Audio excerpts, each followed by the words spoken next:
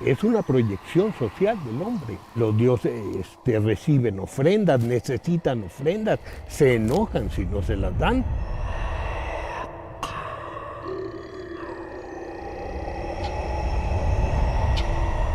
Lo sagrado se mueve en todas partes y se manifiesta en todas partes e influye en la vida de la naturaleza y de los hombres constantemente.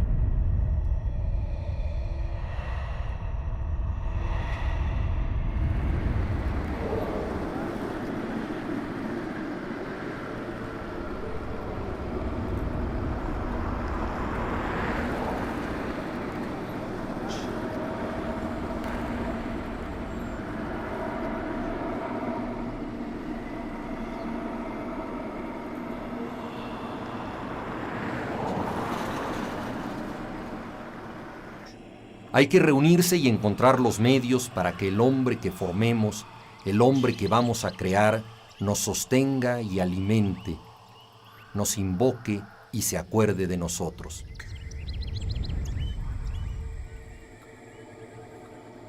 Así dice el Popol Vuh, el ser humano fue creado para que se acordara de los dioses.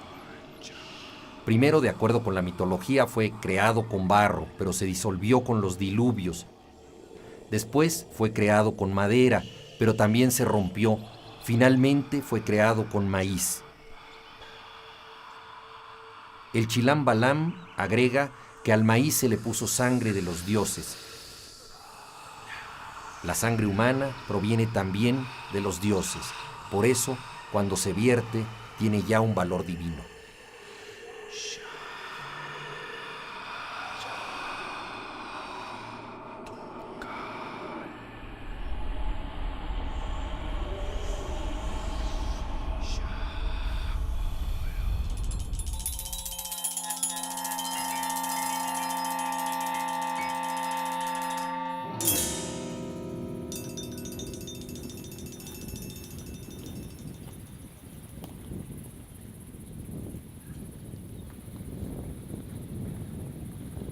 Toniná es el espacio vertical más importante del mundo mesoamericano. Si se extendiera todo este edificio vertical que está atrás de nosotros, cubriría una región equivalente a la de Teotihuacán.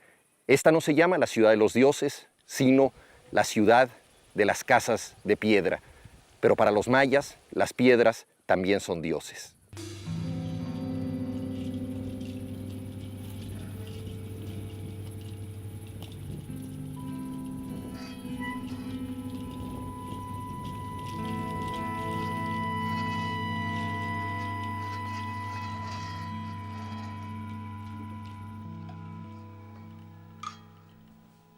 Por Toniná, lugar de los cautivos celestes, sitio de la dualidad y los cuatro rumbos, han pasado mi infancia, mi adolescencia, mi juventud, mi alma de adulto. Vi brotar palacios y templos, altares y plataformas, arcos y pasadizos, tumbas y laberintos, en las 2 últimas décadas, bajo el ojo encendido y el trabajo con fiebre de Juan Yadeu. Pues mire, yo creo que una de las cosas más importantes que debe entender cualquier visitante del México antiguo es que se va a enfrentar a un urbanismo único en el mundo, muy difícil de procesar porque es totalmente diferente a los demás. Para empezar, es un urbanismo peatonal.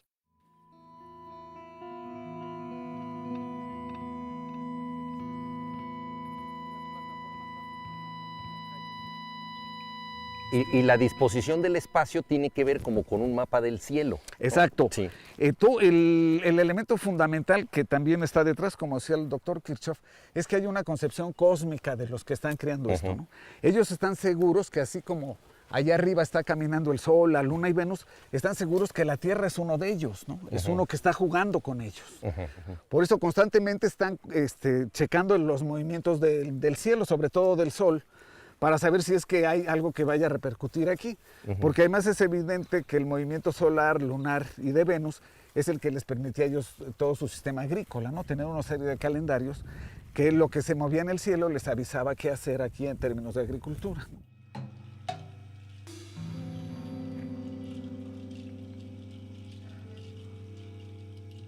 Entonces el relieve mexicano es el que determinó este tipo de construcciones y este tipo de distribución.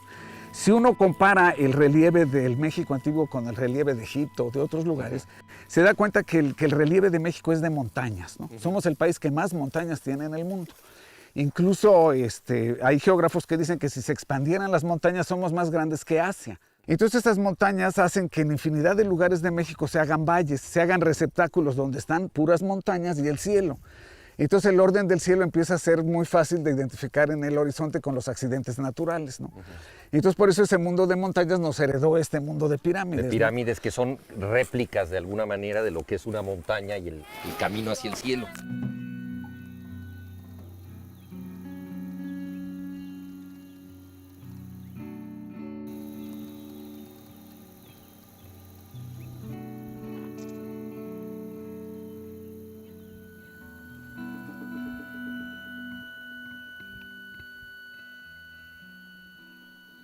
Oye, y aquí en el tiempo, digamos, de esplendor total, digamos, en el año 500, en el año 600, ¿cuántas gentes llegaron a vivir aquí en Tonina? Bueno, el sistema urbano, como ves, es bastante complejo. Sí. Hay varios sectores dentro del asentamiento. Primero tenemos este gran sector, que es la gran plataforma, donde por lo menos caben unas 6,000 gentes, ¿no? Porque en todas esas grandes plataformas la gente puede dormir, ¿no?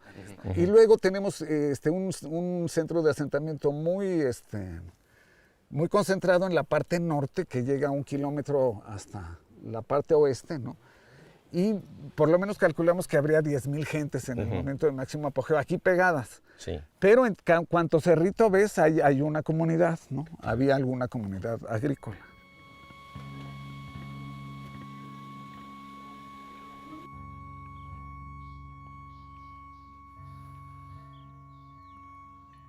El filósofo danés Søren Kierkegaard decía que la vida se vive hacia adelante, pero se entiende hacia atrás. Curiosamente, esta misma idea es expresada por un mito contemporáneo de la cultura tojolabal que forma parte de las inmediaciones de Tonina. De acuerdo con los tojolabales, lo que está enfrente de nosotros es el pasado, porque es lo que podemos ver. En cambio, el futuro está en nuestra nuca, no lo conocemos, lo ignoramos. Podemos avanzar hacia el desconocido porvenir, pero nos podemos enterar de lo que somos a través del legado que tenemos. Para eso sirve explorar las ciudades arqueológicas.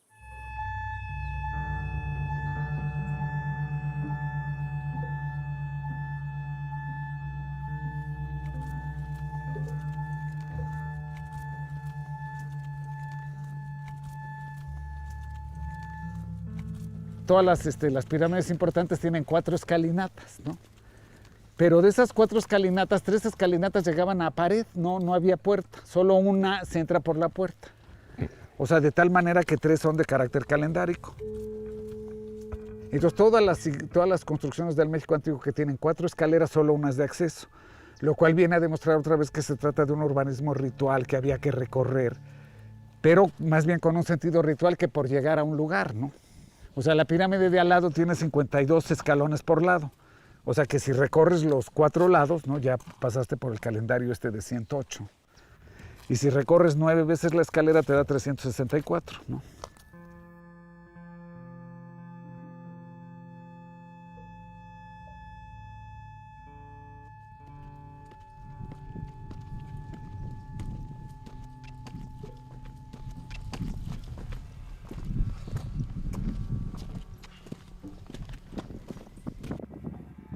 Entonces mira, aquí ya llegamos a la 5ª plataforma, que es donde es el último espacio público. Ajá. Es el último lugar donde se permite el acceso masivo y ya después es totalmente restringido. A los sacerdotes. El acceso.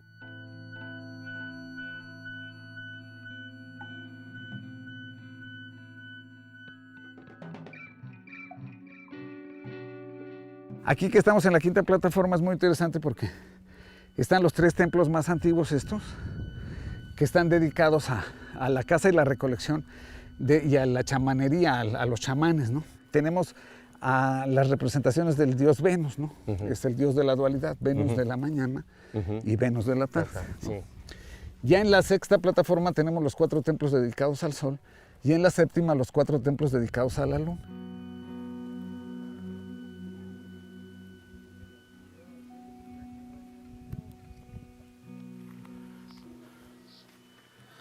Aquí es el templo del Consejo, que es el templo número 5, ¿no? Y los 3 templos que tiene enfrente son lo que siempre se estaba discutiendo en el Consejo. En el Consejo estaba discutiendo si se organizaba una guerra, ¿no? Ese año, ¿qué se va a hacer? Bueno, hacemos una guerra, ¿no? 2, o hacemos comercio, ¿no? O sembramos maíz, ¿no? O de qué tanto se va a hacer de cada una de esas cosas, ¿no? Entonces, esta estructura militar y agrícola, ¿no? Aquí tenían su poder, ¿no? Tenemos una reproducción vertical de la sociedad, o sea, los chamanes, los comerciantes, los agricultores, guerreros, los guerreros, y los astrónomos. En distintos niveles, y luego los astrónomos y sacerdotes. Entonces, Sí. todas las instancias de ciencia, religión, comercio, estamento militar, es decir, como todos los gabinetes Exacto. de un poder, están representados verticalmente.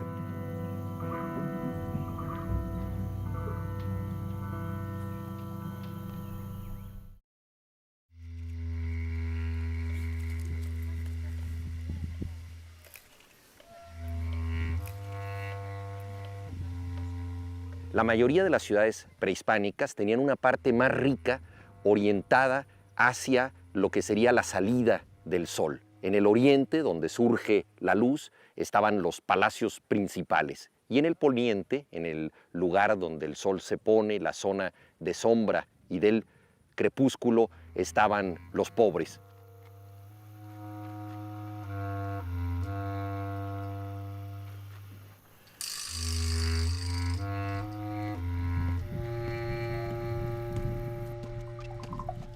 Lo que yo planteo es que siempre hay ese juego. Del lado oriente están las aristocracias militares y del lado poniente están las organizaciones militares más austeras, ¿no? Sí.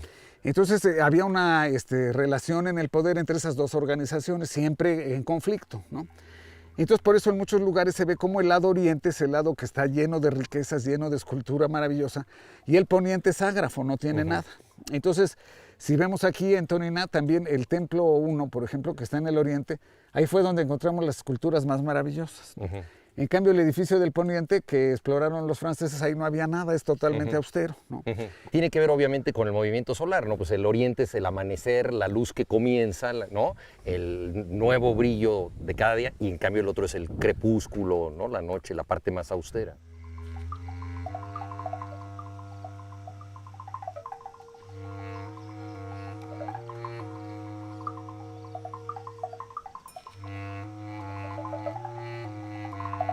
Como es una ciudad vertical, cada nuevo señor procuraba realzar su poder con una casa que fuera la nueva sede del poder.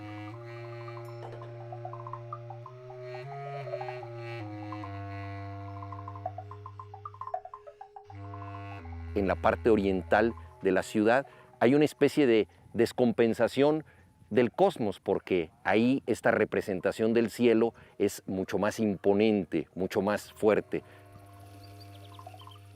Pero ya sabemos que los hombres, imitando al cielo, en sus sociedades suelen desarreglar el cosmos.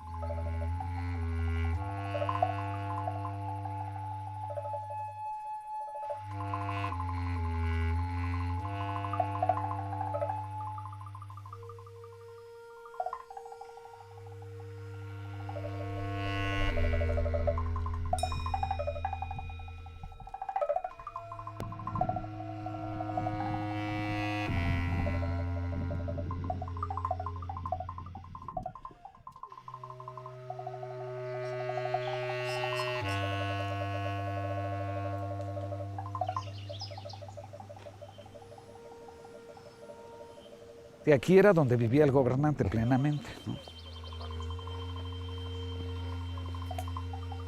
Todo esto son baños, todo esto son cocinas, ¿no? Aquí te digo estaban los archivos, ahí está una casa familiar.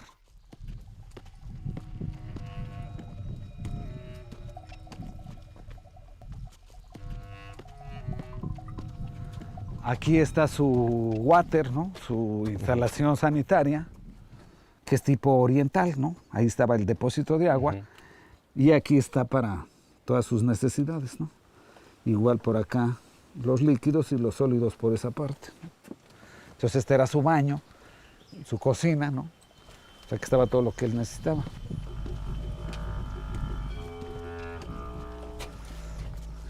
Ya abrió, ponle.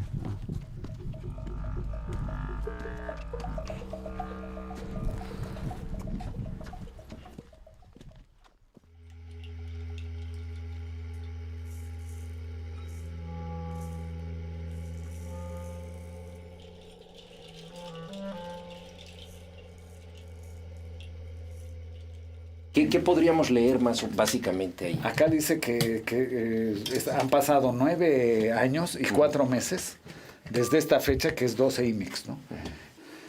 Que es el momento, quiere decir, este glifo representa que algo se inauguró, ¿no? Entonces dice, el que inauguró es este señor, que otra vez es Uba, que es la imagen. Entonces aquí el señor al que está dedicada esta construcción tiene 12 títulos, 12 imágenes, como 12 títulos nobiliarios, ¿no? Y aquí empieza a describir algunos de esos títulos y qué relación tienen con eso. Por eso acá dice que es escritor, que es escritor, acá dice que hace sacrificios, acá dice que es dueño de las cuentas, y dice que es arquitecto, que es pahuatán, que es constructor también, ¿no? Y es un emperador, o sea que no solo era señor de Tonina, sino era dueño de varios imperios. Chacpagnal es a quien tiene más edificios y estelas y todo consagradas Tonina, ¿no? Sí. Es el gobernante más poderoso que hubo. Es el más importante, es el que toma el poder justo cuando los señores de Palenque se llevan al gobernante de Tonina, y él es el que el que toma toda la cuenca del Usumacinta.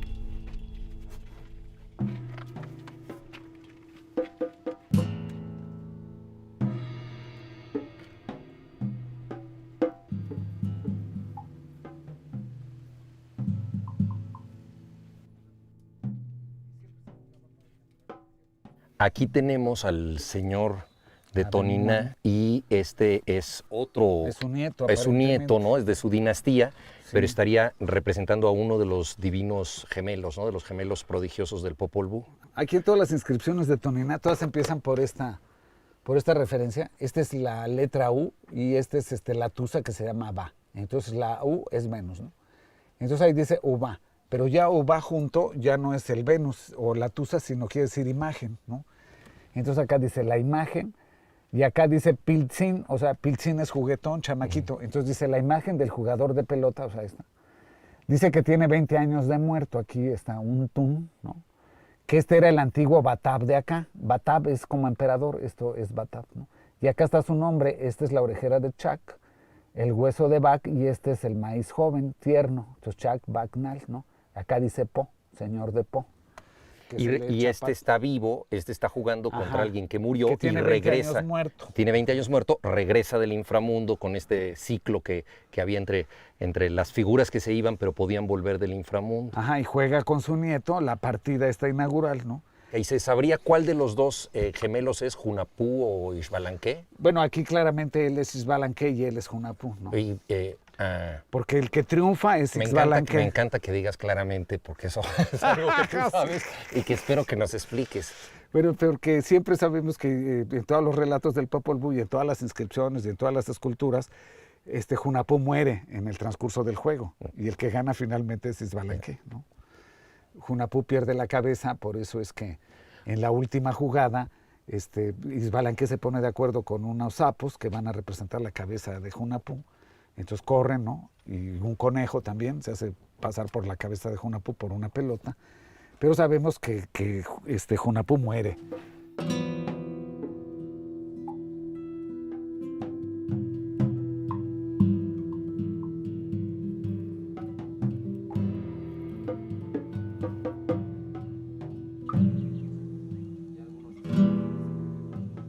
Y el juego de pelota tenía un sentido religioso, pero también había juego por razón deportiva, se apostaba.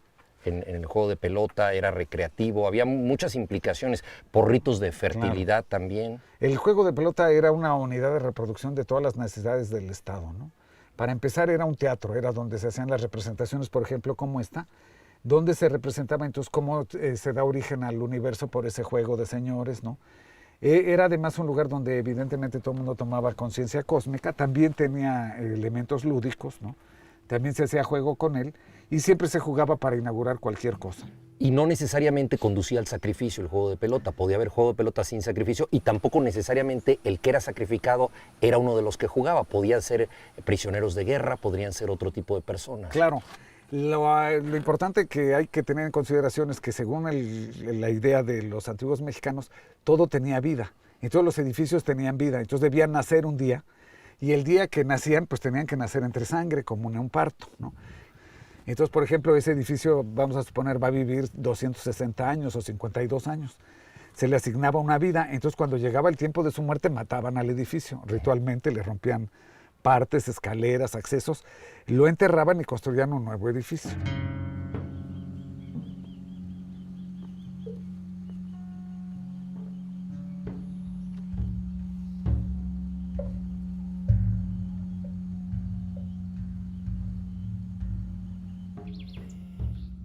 Aquí lo que es muy interesante es esa necesidad de la visibilidad del gobernante. Aquí estaba el gobernante y lo veía todo el mundo allá, ¿no? O sea, siempre lo veían que estaba aquí, ¿no? Este es su principal trono. Igual hoy día, ¿no?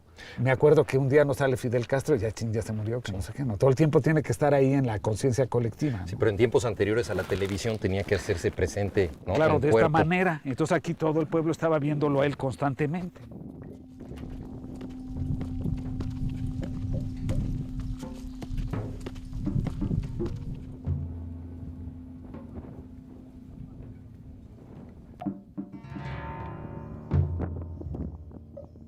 Estamos en la parte poniente de Toniná, la parte pobre. Aquí tenemos un juego de pelota mucho menos sofisticado y mucho más pequeño. Aquí jugaban los pobres, jugaban los habitantes. Era el equivalente de una cancha llanera. No tiene los suntuosos marcadores con bajorrelieves y no está prestigiado por el Popol Vuh como escenario de la leyenda. Sin embargo, podemos pensar que aquí se dirimieron pasiones exacerbadas de la gente común, como suele ocurrir con quienes tienen más ilusiones que realidades, fueron dueños del horizonte.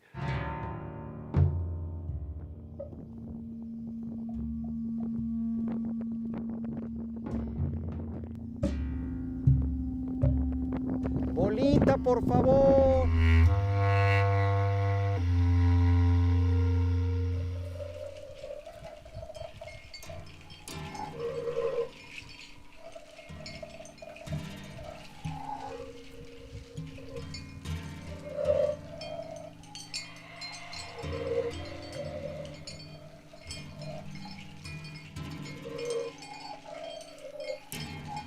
En el año, ¿qué será? 688 por ahí, los mismos mayas destruyen toda la iconografía ligada con Teotihuacán.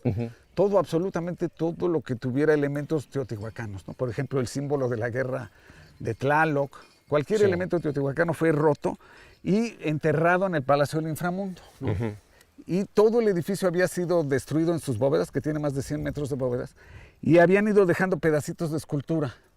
Para que no se volvieran a juntar jamás. Pues habían hecho una matanza ritual de toda esa iconografía, o sea, habían acabado su relación con Teotihuacán de alguna manera y enterraron todo, te digo, en ese templo. Después de años pudimos construir las serpientes que están en la cancha del juego de pelota, ¿no?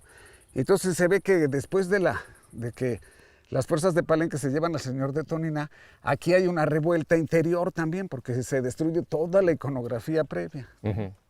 Y esa revuelta interior también tendría que ver con la pérdida de confianza en sí mismos, en la medida en que se llevan al señor de Toniná, hay un vacío de poder, hay una crisis de creencias y ellos mismos destruyen sus propias inscripciones. Bueno, es lo más seguro, ¿no? Porque cada dinastía estaba ligada las dinastías de la tierra estaban ligadas con las dinastías de las familias del cielo, ¿no? Entonces, obvio que caía en desgracia toda la dinastía, también la celeste, ¿no? Y entonces tenían que hacer un cambio en la representación y aniquilar sus propios símbolos para empezar de nuevo de alguna manera. Como hay una un muestra. cambio, ¿no? Por ejemplo, aquí vemos este gobernante, está él representando al universo mismo, ¿no? Es el eje del cielo y de la tierra.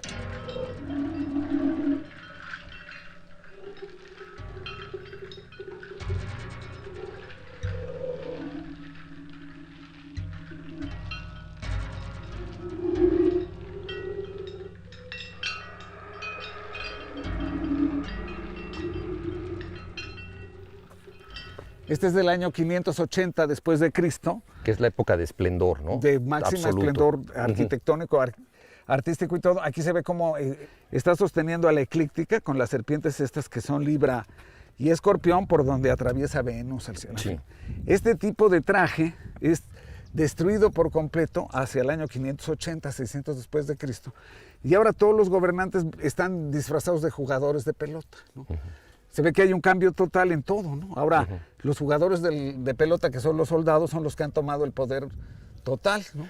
O sea, van ganando presencia los reyes guerreros, digamos, respecto a aquí que está lleno de símbolos astronómicos. Exacto. Sí.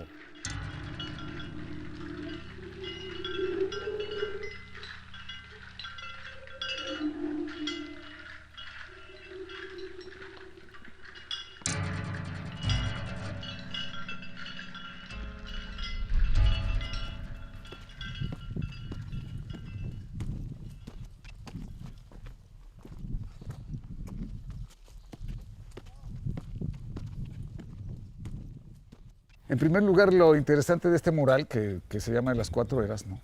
Es primero que nada es el juego eterno de los mexicanos antiguos de ese plano, que el más abstracto del cielo, ahí está, ¿no? Lo están repitiendo en cada banda, que es el que está en la primera página del Códice Mendocino, ¿no? Donde se ve claramente que el universo está dividido por esos 4 rayos, y en el centro está un señor que está ofrendando lo que tú decías, su sangre, ¿no? Para que durante una era se pueda vivir. En esta primera parte del mural hay unas deidades relacionadas con la guerra. El señor Isbalanque, uno de los 2 gemelos, está llegando a la casa del inframundo, como se reporta muchísimas veces en sus historias fantásticas. Es el mensajero que va al inframundo, ¿no? Entonces él es el dueño de la primera parte de la existencia, y la segunda es su hermano, que es Bukukaquix, que es Hunahpu, que es el dios de la agricultura, que es el dios de la vida, ¿no? Por eso es el que domina, digamos, en el segundo cuadrante. De él es el momento del Popol Vuh muy interesante, cuando este pajarraco ya se adueñó del mundo y anda diciéndole a todo el mundo que él es el dueño, que él es el dueño de todas las cosas. Por eso incluso trae este collarzote. Y es un goloso que se come todo y quiere ser dueño de todo, y se hace pasar por el sol. Entonces, aquí ya es el momento en que su hermano le dio un bodocazo con un cerbatanero, ¿no? Con una cerbatana. Va cayendo ya. Entonces, cuando él va cayendo, Hunahpu le ofrece el brazo para que no se rompa el pico, pero él es tan malo que le rompe el pico y se rompe el hocico, ¿no? O sea, la lección del Popol Vuh es que los malos son malos hasta el último instante, ¿no? No hay manera de que se compongan.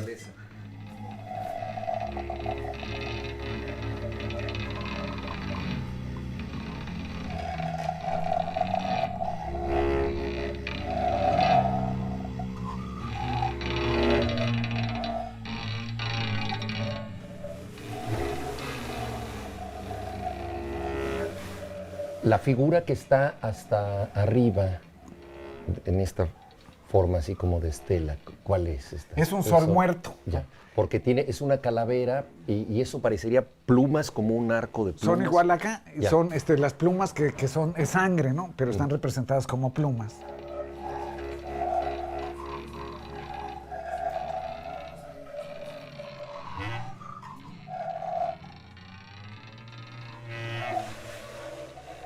Esta última parte está un gobernante con una cabeza de un roedor, y lo muy interesante es que trae en una bolsa, trae una pelota de juego de pelota, ¿no? Y lo interesante también de la pelota es que trae el cautivo con el cual se hizo la pelota, ¿no? Ellos incorporaban en la pelota a un cautivo muerto, su ceniza, y entonces con eso se producía el proceso de vulcanización, y por eso las pelotas rebotaban durísimo, ¿no? Dunlop vuelve a descubrir esto hasta 1900 y tantos, ¿no? Pero ellos ya lo sabían desde hace siglos por esa idea de que el alma del cautivo se metía en la pelota y como lo metían en ceniza, se producía la volcanización y la pelota rebotaba durísimo, ¿no?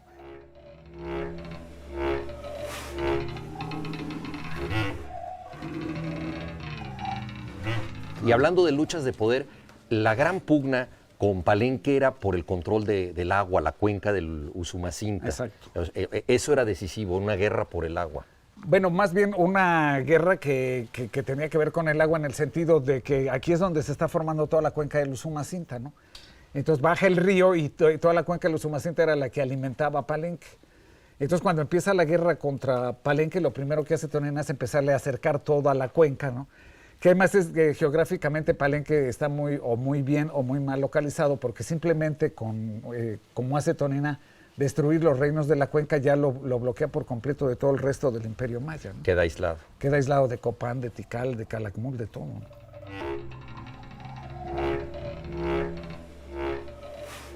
Sí, la guerra entre Palenque y Tonina, pues además de que tiene que ver con ese cambio de ejércitos que está ocurriendo, ¿no? Que los ejércitos se están volviendo mucho más populares, ¿no?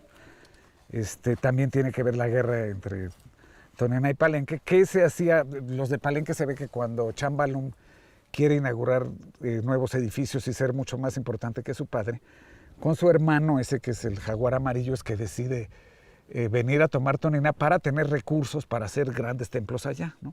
Entonces por eso cuando están dedicando los templos de la cruz, ahí se ve el señor de Tonina hincado, y viene toda la inscripción que dice que el hijo de Pacal, el señor Chambalum, y su hermano, que es el que está aquí cautivo, hacen una acción contra Tonina que es la que les permite todo ese nuevo cambio en Palenque, ¿no?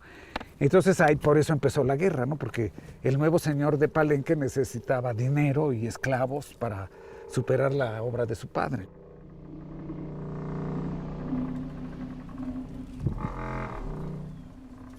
En el año 688 de nuestra era comenzó una guerra entre Toniná y Palenque a propósito del secuestro de uno de los señores de Toniná para hacerse de la cuenca del Usumacinta. Quien controlara el agua controlaría la vida. Los señores de Toniná mandaban al río como su avanzada militar. Con la crecida de las aguas, ellos sentían que tenían una vanguardia para atacar. Primero atacaba el río, luego atacaban los hombres.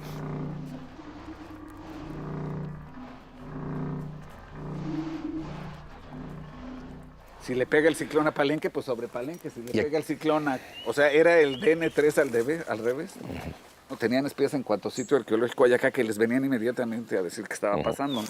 Entonces les avisan también, por ejemplo, que hay algún conflicto sucesorio en Palenque, que a la hora del cambio de gobernante, que siempre es el peligro, no están poniendo de acuerdo, pues atacar, ¿no? O sea, siempre estaban ahí pendientes.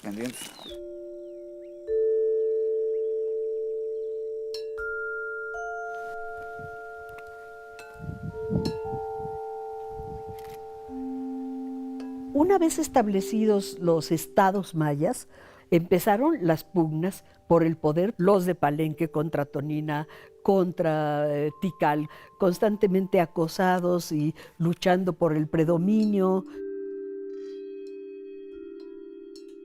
Las sociedades militarizadas, las que fundan su política en la guerra, llegan a estos extremos. Caso sí, fue el de los mexicas y fue el de los mayas en una de sus etapas.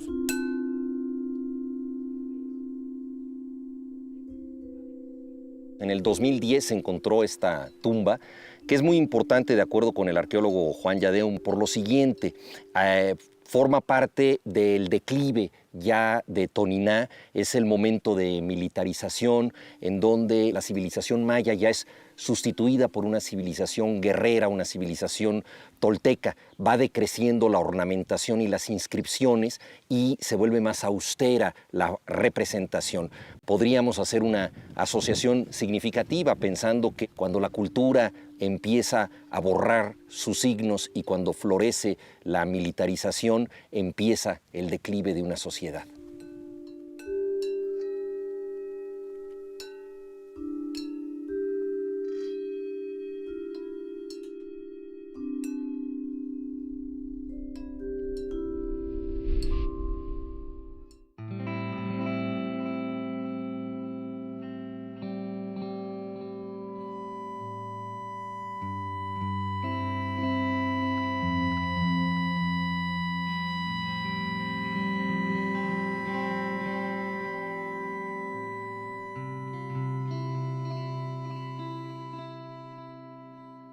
Uno de los dioses más activos del panteón maya es el jaguar. Representa muchas cosas, entre otras el sol. Bajo el sol de los jaguares mayas han pasado eras, han pasado épocas. El poeta Carlos Pellicer decía, es tan jaguar el sol que pasa silencioso. El sol no deja testimonio de su propio tránsito, pero ha cubierto estas pirámides durante mucho tiempo. Son las piedras las que nos pueden hablar, las que nos pueden decir algo de aquellos hombres que alguna vez vivieron aquí. Cómo eran, qué comían, cómo amaban, cómo se entretenían, en qué cosas soñaban y pensaban, cuáles fueron las ilusiones de los antiguos pobladores de estas tierras.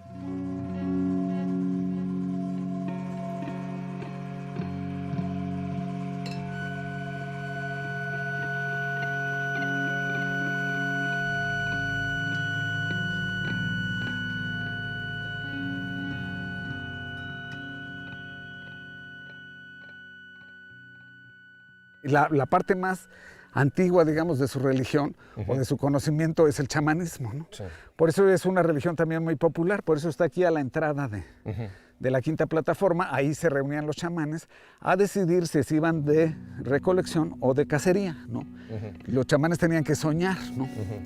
Incluso todos los libros se hacían soñando, ¿no? Es muy famosa la anécdota de que cuando le llevan el último libro de Fuego Nuevo a Moctezuma no hay fiesta de Año Nuevo, ¿no? Que es en 1534. Y dice Moctezuma, ¿y ahora qué pasó? No, pues nadie la soñó. Nadie la soñó. Entonces tenían que esperar que la soñaran.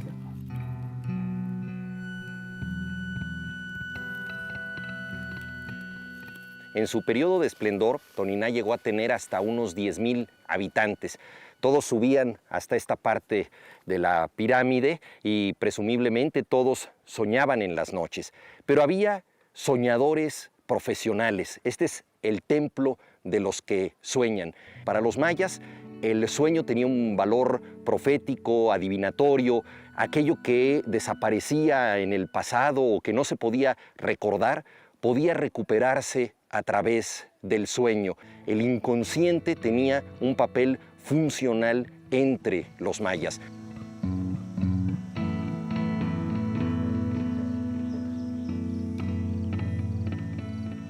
Imposible recuperar los sueños que tuvieron. Lo cierto es que el más elevado de ellos fue la ciudad misma. Antes de ser construida, Toniná tuvo que ser soñada.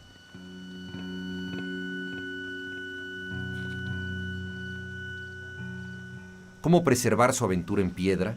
¿Es necesario que los arqueólogos vuelvan a soñarla?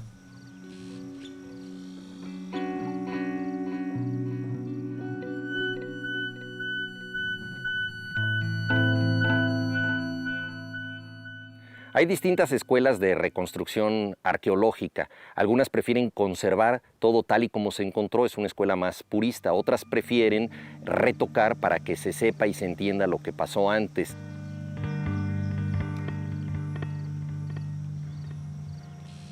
En México antiguo se ha trabajado siempre con dos extremos, reconstrucción y restauración. Sí. Aquí combinamos las dos, ¿no? Se puede saber qué piezas son agregadas. Exacto, lo que está movido, todo lo que está movido es original, ¿no? Sí. Todo lo que está salido. Y todo lo que está recto es lo que nosotros hemos puesto hipotéticamente. Se ve claramente lo original, cómo está movido, ¿no? También en la parte superior puedes ver cómo se ve cómo la escalera se mueve con las raíces, con el tiempo, con el agua, y entonces se ve cómo luego reconstruimos en la parte superior, ¿no? Entonces de esa manera conciliamos esas dos técnicas antagónicas que por momentos tenían problemas terribles entre los que optan por dejar solo lo restaurado. Que es más una opción más purista, digamos. Se pierde muchísimo material, ¿no? Claro. Que nosotros consideramos que es un tesoro también, porque todas esas lajas fueron traídas de más de 10, 8 kilómetros y labradas, ¿no? Sí. Entonces, es material disponible, original, que está aquí. Es, claro, es y entonces como además, armar un rompecabezas, ¿no? Como se ve claramente la diferencia, bueno, se puede retirar.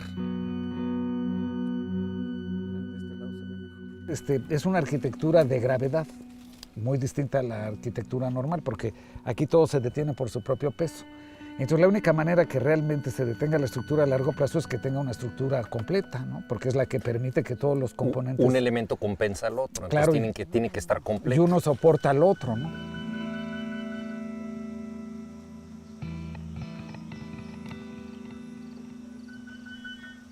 Este es un edificio que está construido sosteniéndose a sí mismo. Corre el rumor de que al retirar cualquiera de sus piedras, todo podría venirse abajo. Es una clara metáfora del orden que guarda el cosmos.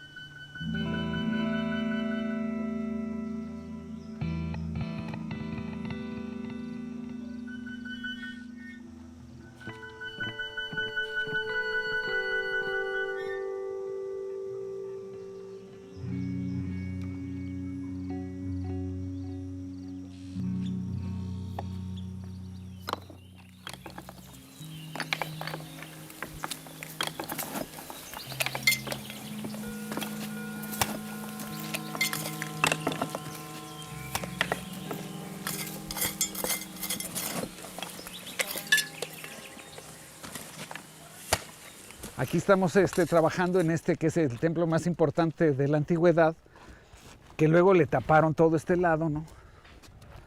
Le pusieron un templo del otro lado. Mira, aquí acaban de encontrar ese jaguar, que le está saliendo agua de la boca.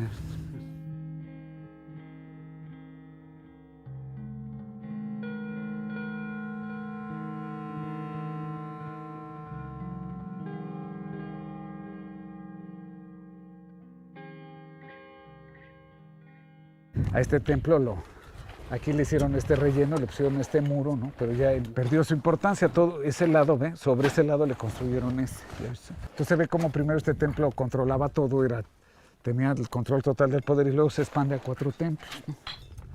O sea, siempre está creciendo la zona arqueológica, demostrándonos qué está ocurriendo con las instituciones, ¿no?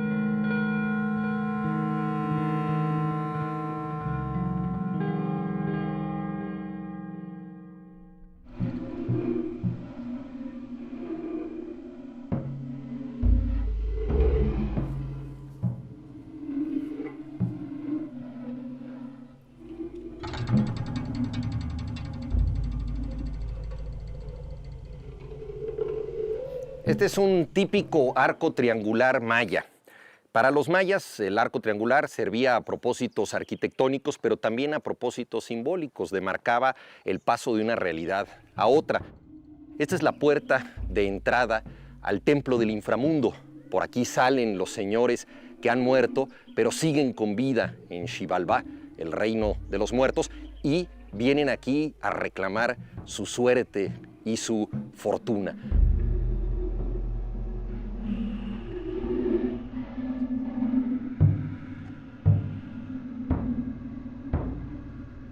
Este es el Palacio del Inframundo, que está en la segunda plataforma de Toniná. Lo descubrió la arqueóloga Laura Pescador y encontró primero que nada que el edificio había sido tapado, las puertas estaban ocultas, y luego se construyó esta nueva construcción que tapaba por completo el edificio y había unas escaleras que llevaban a la siguiente plataforma. De tal manera que se percata inmediatamente que es alrededor del año 680 que este edificio es matado ritualmente, se entierra con toda una iconografía relacionada con 1000 cosas de Toniná, tanto del juego de pelota como de tributos. Tiene que ver con la guerra de los 26 años contra Palenque. Exactamente, es ese momento. Es ese momento de crisis, de poder. En el momento en que se llevan cautivo al señor de Toniná, Palenque, es el momento en que tapan este edificio. Y lo que es muy, muy interesante, si entiendo bien, es que la crisis de poder lleva a una crisis de creencias. Entonces, de alguna manera, los dioses o los ciertos valores en los que confiaban no han cumplido y son destruidos, matados ritualmente y enterrados en este edificio. Claro. Y esta ventana... Esta forma de cruz incluso los epigrafistas le llaman Hel o El, que quiere decir textualmente entrada al inframundo. Y está en infinidad de glifos, ¿no? Hay infinidad de inscripciones que está esta puerta y luego adentro está representada la escena de algún gobernante muerto. Es un símbolo muy conocido. Entonces, al estar en esta forma, está representando aquí que esta es la piel de la tierra. Este edificio entonces está dedicado a la tierra, entre otras cosas, es un laberinto al inframundo.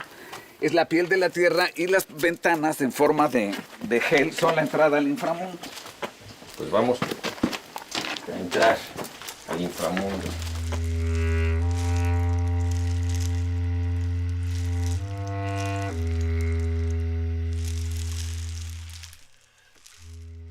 Aquí se ve que están midiendo o conociendo otro componente de la luz solar, porque claramente se ve en la entrada cómo se dibujan unas líneas diagonales en ambos lados, lo que nos indica que aquí lo que están entrando son ondas onduladas, o sea que son radiaciones solares más que luz solar. También ahí la entrada de la luz no es una entrada compacta, ¿verdad? Sino que se refracta. También se abre, ¿no? Se abre. La ventana tiene esta dimensión y a la hora de que entra aquí a la luz, se duplica la luz, de tal manera que entonces la luz rebota aquí y se forma otra vez otra gran cruz acá y se forma otra.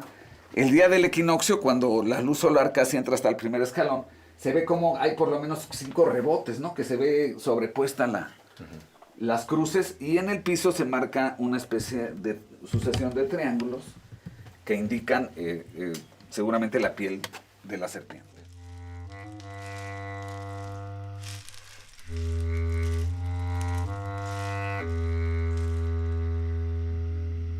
Y aquí vivían los que cultivaban el culto al inframundo, vivían de noche todo el tiempo. Había un momento en que los señores que estaban viendo los asuntos del cielo, los movimientos en el cielo, pasaban 260 días aquí adentro en la mañana y salían en las noches a hacer sus mediciones del cielo. Para eso estar acostumbrados a la oscuridad, ¿no?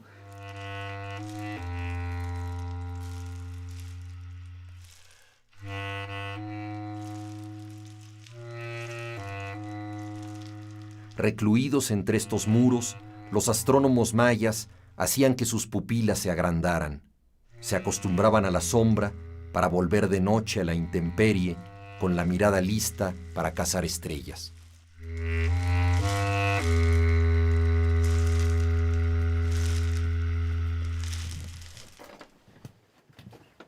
Hay que continuar por este laberinto. Seguimos por acá.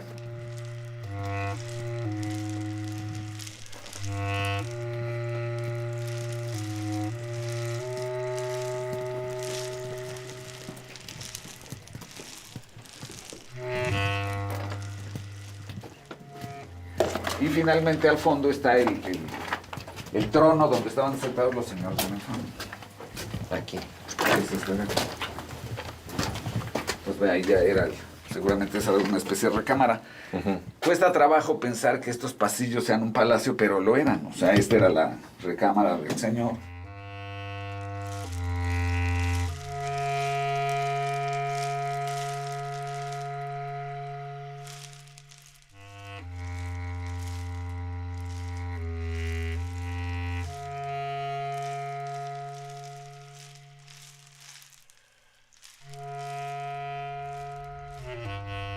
¿Qué pasó con toda la sabiduría que concentraban las élites?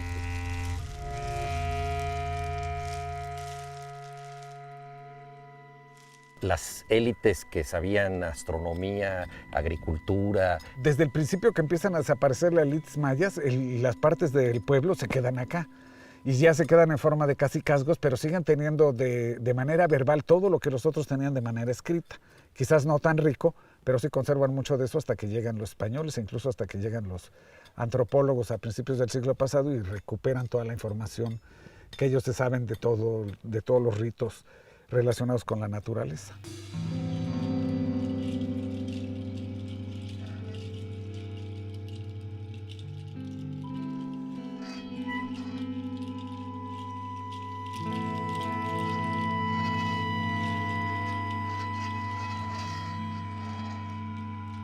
Todo lo que existe, absolutamente todo lo que existe en este mundo, en el mundo creado, tiene divinidad. Si no hay esa tensión, no hay movimiento en el mundo.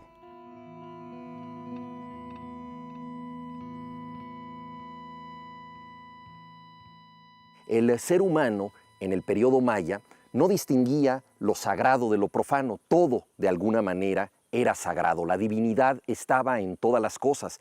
Matar un animal podía alterar la rueda del cosmos. Todo podía tener efectos. De algún modo era como hoy en día podría ser tener una pecera con pececitos tropicales que pueden morir en cualquier momento, a los que hay que cambiarles el agua, hay que cambiarles la arena, hay que ver que no les haya salido un poco de gasa en los ojos, algún tipo de mucosidad, hay que estar pendiente de cualquiera de sus reacciones. El panteón maya no era muy distinto, había que plantar el maíz, había que hacer un sacrificio, había que cumplir con determinada ofrenda para que los dioses no murieran. De alguna manera, toda la idea del sacrificio tiene que ver con mantener el cosmos en paz. El sacrificio, por supuesto, implica la muerte, el derroche de lo más preciado, pero no es una muerte gratuita, no es una muerte vaciada de sentido. Al contrario, importa tanto la vida que se ofrenda lo más preciado para mantener en paz un cosmos excesivamente inquieto.